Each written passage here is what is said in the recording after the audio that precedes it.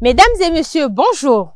Ce 76e numéro de ce magazine sera entièrement consacré à la rubrique Actualité. Fidèles téléspectateurs, bienvenue dans cette émission.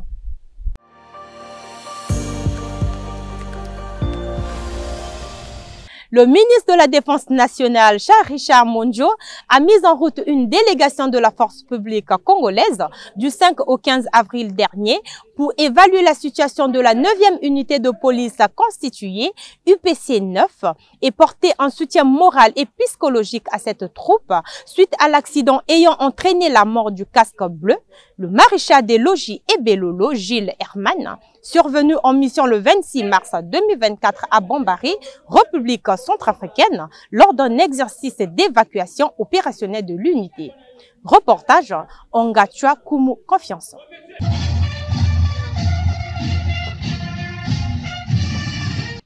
Conduit par le colonel-major Roger Ibatayomi, directeur de l'organisation et de l'emploi de la gendarmerie nationale, chef de la délégation.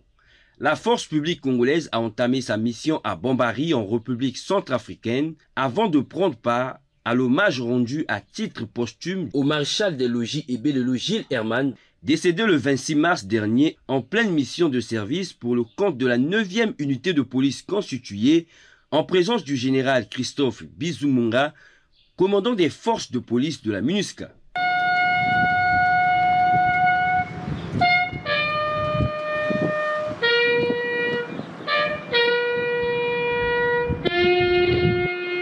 Cette visite de travail a permis à la délégation d'organiser dans la matinée du samedi le port des insignes de grade comptant pour le 2e trimestre au titre de l'année 2024. Une façon de récompenser les troupes congolaises en mission pour le travail bien accompli. Au moment où je prends la parole, je m'incline avec respect devant votre fanion. J'ai également une pensée particulière pour nos braves camarades en mission sur le terrain d'opération à Saint-Mouanzam, localité située à environ 504 km de Bambari, au nord, non loin de la frontière du Soudan. Je ne pourrais penser à eux sans penser à leur famille et à vos familles restées au pays. En unissant nos efforts dans la cohésion, la discipline, le respect des consignes et les règles d'engagement des Nations Unies, vous allez à coup sûr développer encore vos capacités opérationnelles ainsi que vos aptitudes à faire face à des situations complexes et imprévues. Aussi, au personnel médical et au cadre d'accorder une attention particulière au soutien moral et psychologique de vos personnels. Au nom du commandement de la force publique, j'allais dire du groupe d'anticipation stratégique, j'attends de vous le dynamisme dans l'action, la foi de notre métier de sécurité et le goût du travail bien fait. Soyez donc imaginatifs, modernes, ouverts. Veillez au maintien de la cohésion de vos personnels. Conservez votre sérénité éthique en toutes circonstances. Le commandement de la force publique sait qu'il peut compter sur vous sans une autre forme à cela. Le clou de cette visite de travail à Bambari a été la soirée culturelle, couplée au repas de corps avec l'ensemble de la troupe en présence des représentants des ONG, de la société civile, du bureau local de la MINUSCA et des autorités administratives locales du département de la Ouaka.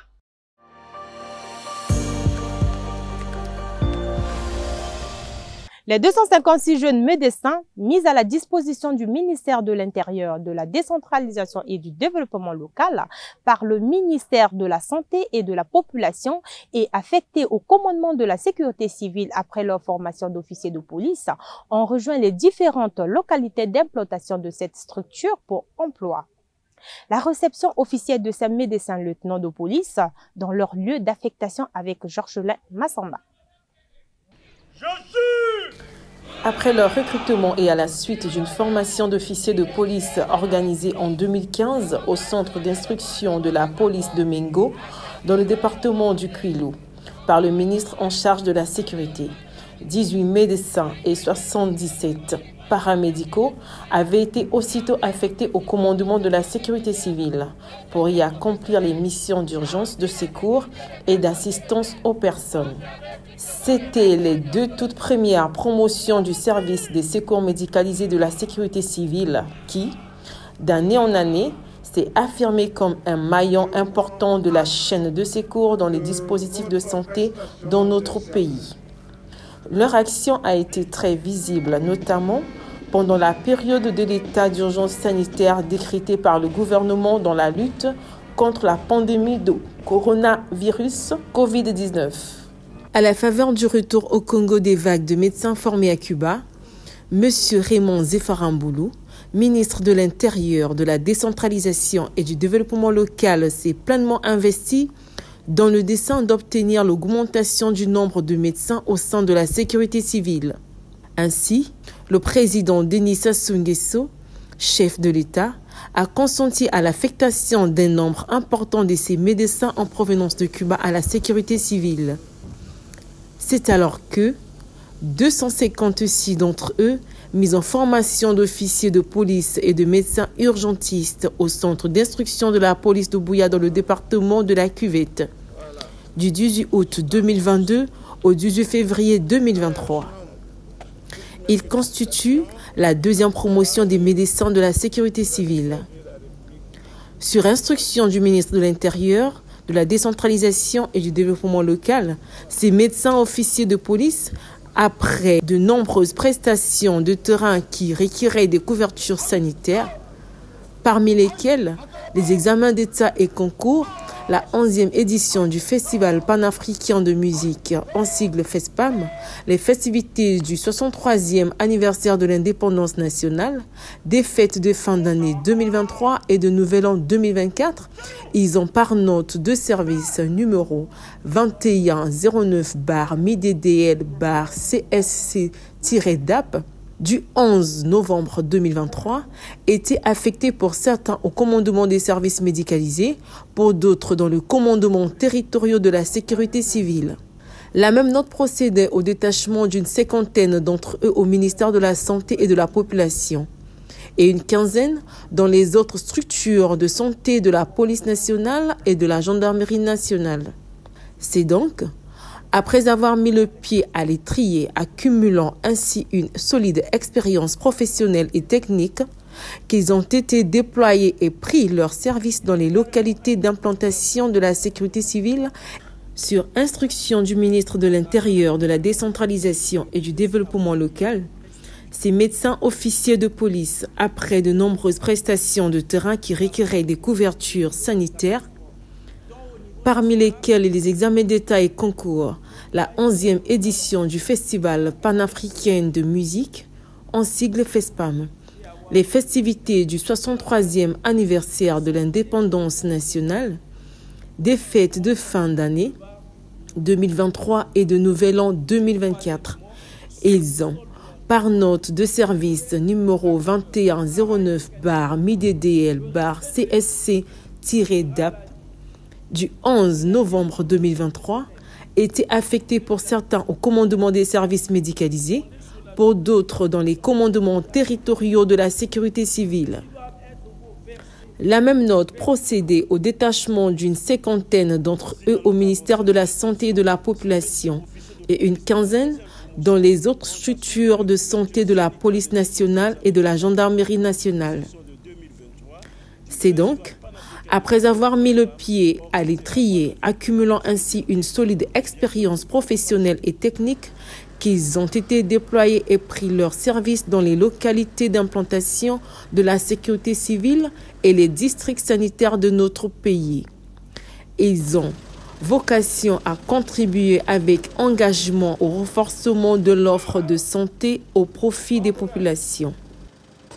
À Dolisie, dans le département du Niari, les médecins officiers de police qui y sont affectés ont été reçus officiellement par le colonel de police Jean-Bernard Landé, commandant territorial de la sécurité civile, qui leur a donné quelques règles de conduite. Vos actions ici se focaliseront sur deux axes principalement. Vous aurez intervenu pour le compte du centre de secours unique de Dolisie.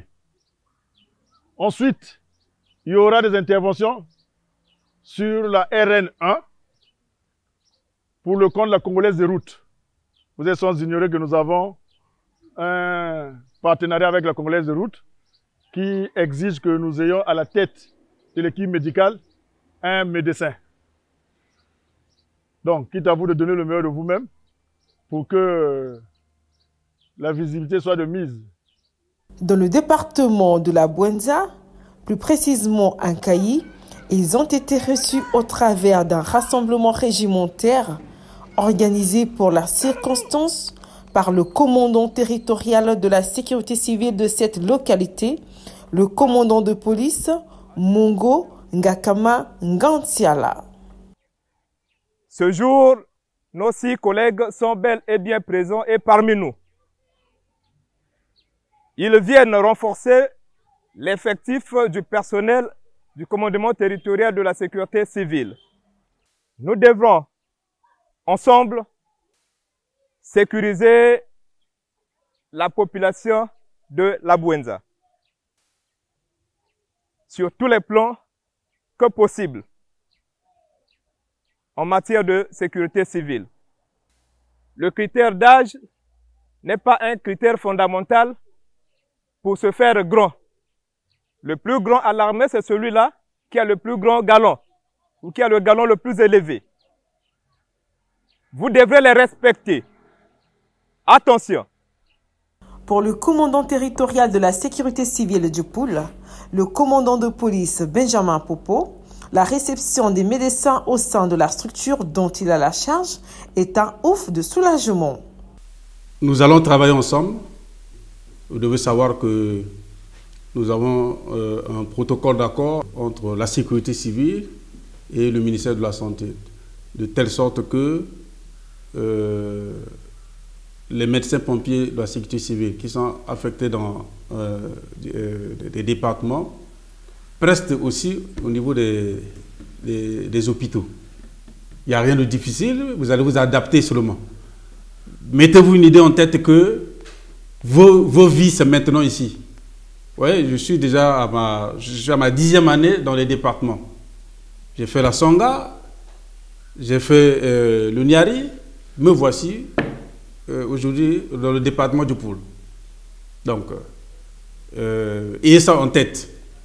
Du courage, on va travailler la main dans la main.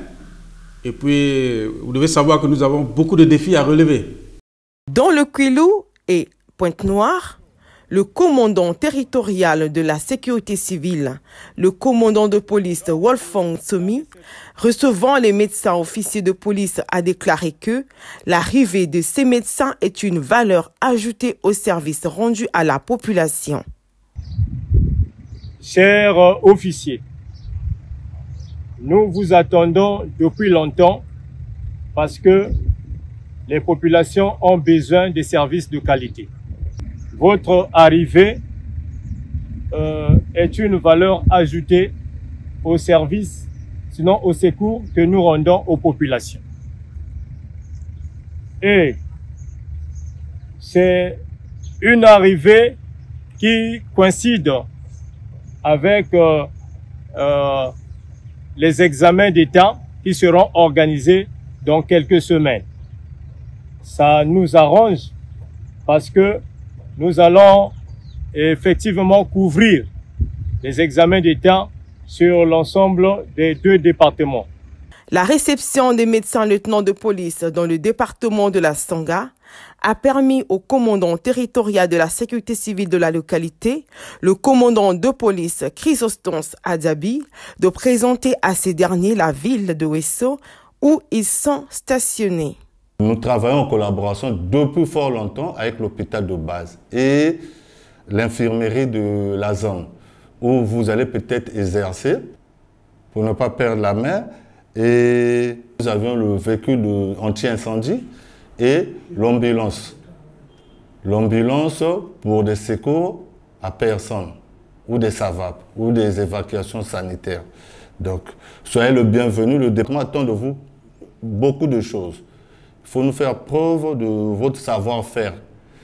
À Ouando, dans le département de la Cuvette, la réception était chaleureuse. Le commandant de police Roch Aristide Ngakoso, commandant territorial de la sécurité civile dans ce département, a procédé à la présentation de ses médecins officiers de police aux différentes administrations de la place, à savoir le conseil départemental, la direction générale de l'hôpital 31 juillet de Ouando, la sous-préfecture de Ouando, la préfecture de la Cuvette, le commandement territorial des forces de police, le commandement régional de la gendarmerie nationale et la mairie de la ville d'Ouando. À un fondo dans le département de la Likoala, l'accueil de ces derniers affectés dans cette localité par le commandant de police, Albert Poko, commandant territorial de la sécurité civile, a été effectif.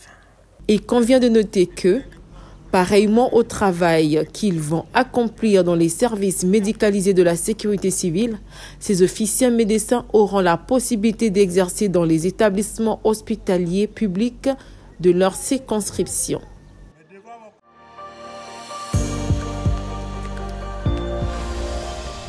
Dans le but d'apporter aide et assistance aux populations en cette période de forte chaleur inhabituelle, la sécurité civile procède au ravitaillement des populations en eau potable dans les quartiers les plus en proie aux pénuries en la matière. Reportage d'Emar Bouka. De nos jours, avec le phénomène de dérèglement climatique en Afrique et partout ailleurs, la température ne cesse d'augmenter en occasionnant des fortes chaleurs inhabituelles avec un assèchement de sources hydriques. Le Congo n'étant pas à l'abri de ce phénomène, le commandement de la sécurité civile, dans l'optique d'apporter aide et assistance aux populations, a pris certaines mesures dans le ravitaillement des populations en eau potable dans les quartiers les plus en proie aux pénuries en la matière, conformément à ses missions régaliennes. Une semaine avant le déploiement du dispositif, le colonel-major de police Serge Pépin Ito-Apoto, commandant en second de la sécurité civile, avait initié des séances de travail avec des administrateurs maires des différents arrondissements de Brazzaville et des responsables des quartiers pour une bonne coordination de cette opération.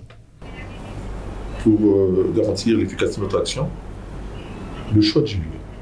Il faudrait que les chefs de quartier et zones blocs arrivent à déterminer quelles sont les zones où il y a une carence excessive d'eau. Vous allez faire un travail en ce sens. Vous allez repérer une zone où, les zones où éventuellement, le quartier où il n'y a pas d'eau. Mais vous allez faire attention parce que nous avons des gros engins. Et il faudrait que vous fassiez attention parce que quant à l'accessibilité de nos engins, on a des véhicules qui sont tellement trop lourds. Donc si seulement si nous avions besoin de venelles, on ne va pas arriver. Il faut que ce soit des zones assez vastes. Vous pouvez chercher par exemple une école. Parce qu'il y a une école, on peut facilement faire la manœuvre parce que c'est vaste. Ou sur les grandes avenues. Mais ne faites pas rentrer dans les petites ruelles parce que quand je vois déjà la configuration du quartier, je crois que ce ne sont pas des ruelles qui sont assez vastes et puis éventuellement on ne pourra pas y accéder. Et il y a la mobilisation des citoyens. C'est-à-dire qu'à travers les chefs de quartier et blocs, là où les zones seront déterminées, vous avertirez les citoyens qu'à telle date, les services de sécurité civile passeront pour livrer l'eau. Alors c'est gratuit. On ne vend pas l'eau, c'est gratuit. Et la fréquence, c'est de 6h à 18h. Autant de tout qu'il faut, et une fréquence normale à 2 jours par arrondissement. Mais il faut choisir les endroits. Aujourd'hui, on peut être à tel endroit, on a livré, demain, on change d'endroit pour donner la possibilité aux autres.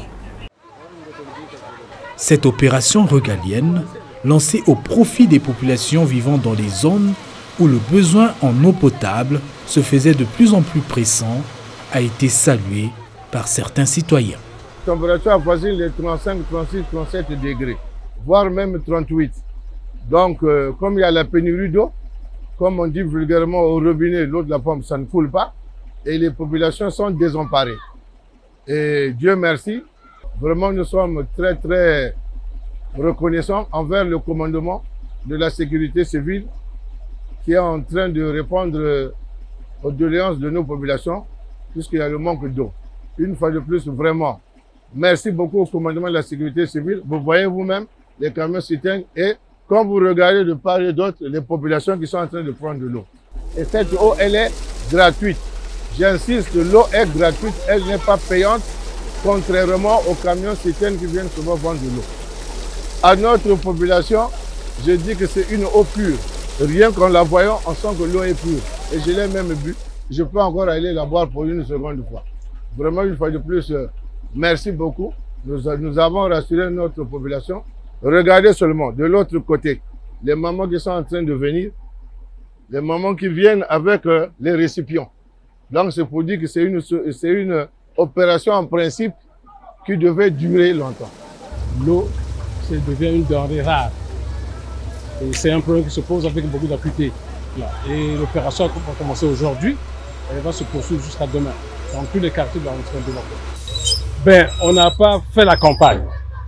Dès qu'ils ont vu le véhicule citerne, j'ai appelé les gens, les voisins, les gens environnants, et tout de suite après, comme un seul homme, les mamans se sont levées pour venir s'approvisionner en eau potable. Je dis bien c'est l'eau potable, c'est pas l'eau de forage. Bon, d'abord, c'est un ouf de soulagement pour les populations, hein. C'est un ouf de soulagement. D'ailleurs, dès l'entame, le chauffeur a bu cette eau-là pour que ces populations-là se rendent compte que ce n'est pas un produit qui n'est pas consommable. Et il a fait ce geste-là. Bon, pour nous, on se dit que 2 ou 3 jours ne suffisent pas pour ces quartiers-là. Si ça peut être, c'est une situation qui peut être pérenne, une opération qui peut être pérenne, je crois que c'est bien parce que aujourd'hui, ils vont se laver demain après-demain. Les gens reviendront vers eux pour dire, mais comment, c'est une fois seulement. Si, bon, on sollicite l'indulgence du général et de monsieur l'administrateur, mais si cette opération peut continuer pendant 1 semaine, 2 semaines, voire même 1 mois, pourquoi pas, pour que, effectivement, ces populations puissent être soulagées. Pour les sapeurs-pompiers, puisqu'il y a le mot sapeur, c'est eux qui viennent en aide quand il y a des accidents, des incidents graves, sont les premiers à être sur le terrain. Certainement aussi ça c'est un incident d'eau dans le quartier, voilà pourquoi les sapeurs-pompiers sont là. L'eau en Congo, c'est une denrée rare. Quand tout ça vous pouvez avoir de l'eau le matin, ça repasse. Vous plantez au titre de la rue, il n'y a pas d'eau. Vous, à 2 h du matin, vous êtes obligé de couper le sommeil pour vérifier les pompes s'il y a quelque chose qui tenait qui sort. Sinon, Mukolo est dans le problème d'eau de plus belle durée. On appelle ce que nous sommes entourés de plusieurs recours d'eau. Nous avons la Tchime, le fleuve Congo, nous avons le Dieu, nous avons la Néfini. Et nous avons même l'eau de forage. L'État peut mettre des forages publics. Comme dans l'État, il y avait des pompes publiques, ça peut soulager la population de Mukolo. Il faut que la maille à forage, maille à comme la passe. Au moins, on a la Mukolo, qui est quand même la Sikisa maille papa. On tient la mission d'enfant. Moi, nous, la ville, sans solution, papa. Nana, nous, la Mukolo, va te taire.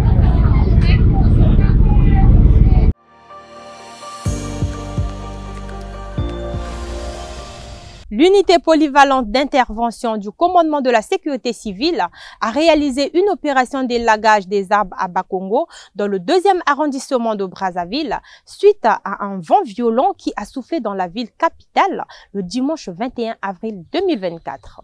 Les détails de cette opération dans ce reportage de Georgelais Massamba.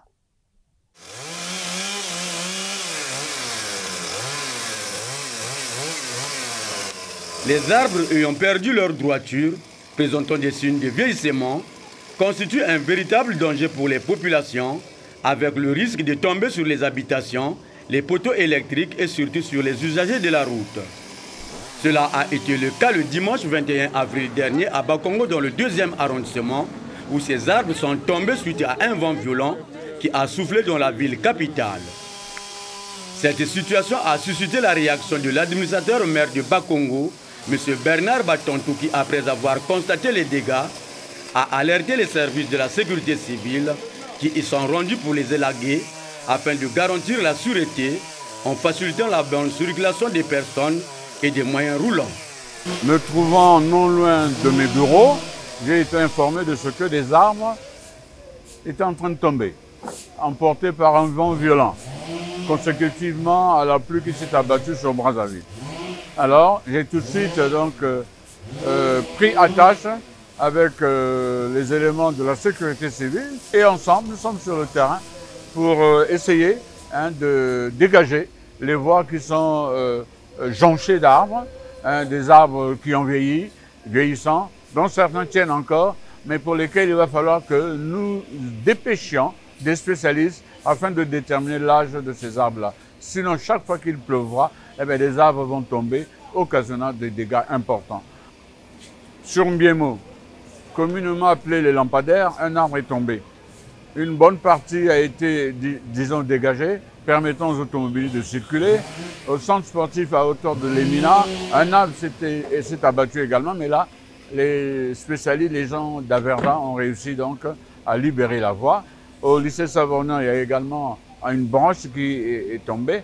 Et à la détente, à l'extérieur de la détente, il y a 3 arbres, mais en son sein, il y a un arbre également. Si vous voyez dans mon dos, les sapeurs-pompiers sont à l'œuvre, ils sont en train, n'est-ce pas, de tronçonner les branches afin de libérer cet espace qui procure, n'est-ce pas, des joies et plaisirs aux Brazzavillois. Ainsi, le club dancing La Détente, le centre scolaire Céleste Grâce et le centre d'éducation préscolaire situé dans l'enceinte du camp de la gendarmerie de Brazzaville, ex-milice, ont été libérés de l'emprise de ces arbres tombés grâce à cette opération de lagage des arbres réalisée par l'unité polyvalente d'intervention du commandement de la sécurité civile qui a continué jusqu'à tard dans la nuit. Mais je demanderai à nos concitoyens de faire attention, d'être prudents en temps d'orage violent, de rester dans leur maison, parce que les arbres qui embellissent Brazzaville ont pris de l'âge, n'est-ce pas? Il y en a qui sont centenaires, mais est-ce que nous nous penchons sur leur âge et sur leur devenir? Alors, ne sachant pas exactement l'âge exact de ces arbres-là, au regard de ce qui se passe ce dimanche, j'en appelle, n'est-ce pas, aux citoyens de Bakongo, aux Brazzavillois de faire attention. Lorsqu'il y a un vent violent, une bourrasque, n'est-ce pas, qui s'abat sur la ville de Brazzaville, eh bien, ils doivent s'éloigner de ces arbres-là parce que nous pouvons enregistrer des cas plus graves. Pour le moment, il n'y a pas de dégâts humains, les dégâts matériels pas encore, mais sur le plan de l'environnement touristique, eh bien, nous perdons là des arbres qui participent, n'est-ce pas, du patrimoine environnemental de la ville de Brazzaville et particulièrement de l'arrondissement de Bakongo, dont je suis l'administrateur maire. Il s'est de dire que prévenir les risques de catastrophe afin de sauvegarder les vies humaines est l'une des missions assignées au commandement de la sécurité civile.